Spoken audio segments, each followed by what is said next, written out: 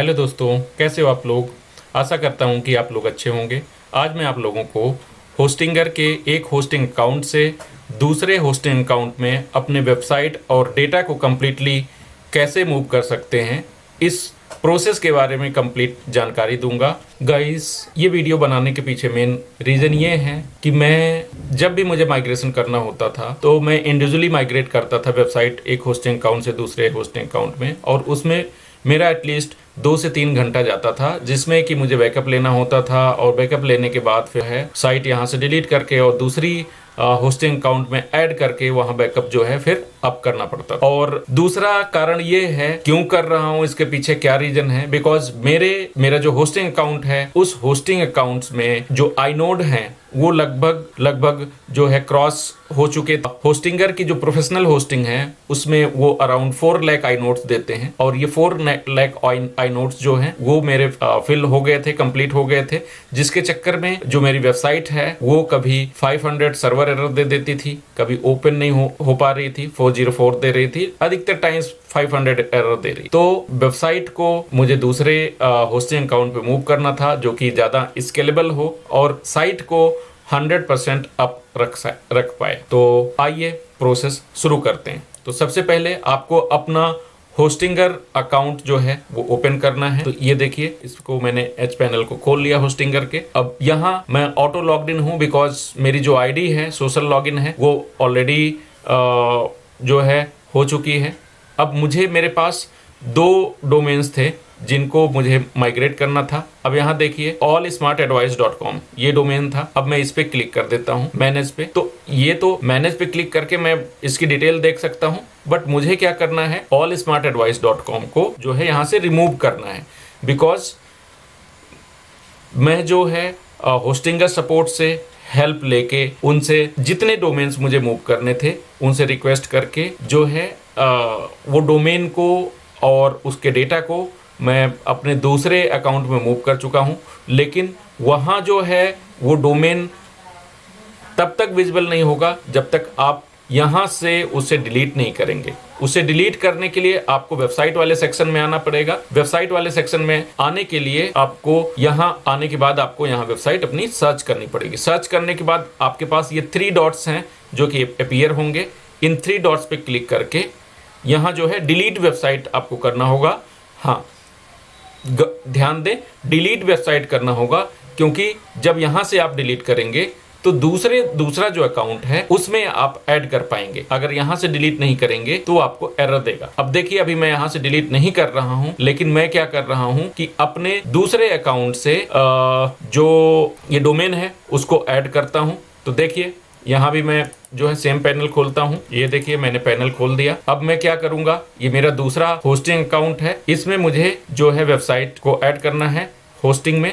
तो होस्टिंग में add website करूंगा मैं। अब यहाँ किया, तो इसमें क्या है कि अगर मैं इसको यहाँ ऐड करता हूँ तो ये मुझे जो है, अब यहाँ आपके पास 2 ऑप्शन आएंगे, create a new website, migrate my website. इन दोनों को नहीं अभी आपको करना है, इसको स्किप करके आपको यूज एग्जिस्टिंग डोमेन सर्च करना है। इस पे क्लिक करना है यूज एग्जिस्टिंग डोमेन पे, और यहाँ अपने डोमेन जो आपका डोमेन है डोमेन नेम को डालना है। डालने के बाद कंटिन्यू बटन पे क्लिक करना है। अब ये देखिए, this domain is already hosted. ये देखिए, this domain is already hosted with Hostinger, please choose a different hosting और remove this one from the other hosting. तो अब क्या है, मुझे जो मेरा पुराना वाला होस्टिंग है उसमें जाना है और इसको रिमूव करना है। तो इसको रिमूव करने के लिए इस 3 डॉट पे आप क्लिक करेंगे। क्लिक करने के बाद आप डिलीट वेबसाइट पे क्लिक कर देंगे। अब ये देखिए, यहाँ ये जो है कंफर्मेशन मांगता है कि delete all smartadvice.com website, all website data will be deleted, make sure to save important data before deleting your website, this action can not be undone. अब ये देखिए गाइस, अगर आपने बैकअप नहीं लिया हुआ है अपने जो साइट का, तो आप बैकअप लेके भी रख सकते हैं as an extra measure. But अगर आपने होस्टिंगर से रिक्वेस्ट कर दिया है चैट सपोर्ट से, तो वो जो है आपके डोमेन को नए वाले होस्टिंग अकाउंट पे माइग्रेट करके कंफर्म कर देंगे कि हाँ, आपका माइग्रेशन हो चुका है। अब यहाँ देखिए, मैं इसको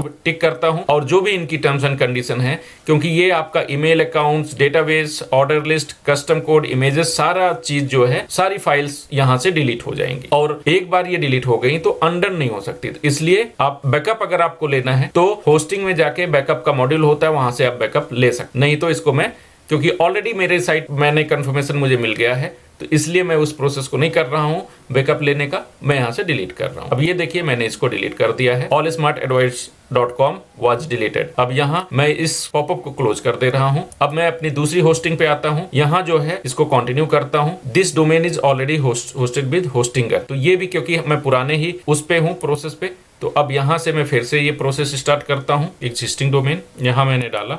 अब ये देखिए ये बोल रहा है copy txt record to a domain verify domain ownership. तो गाइस यहाँ आपका हाफ प्रोसेस ही हुआ है।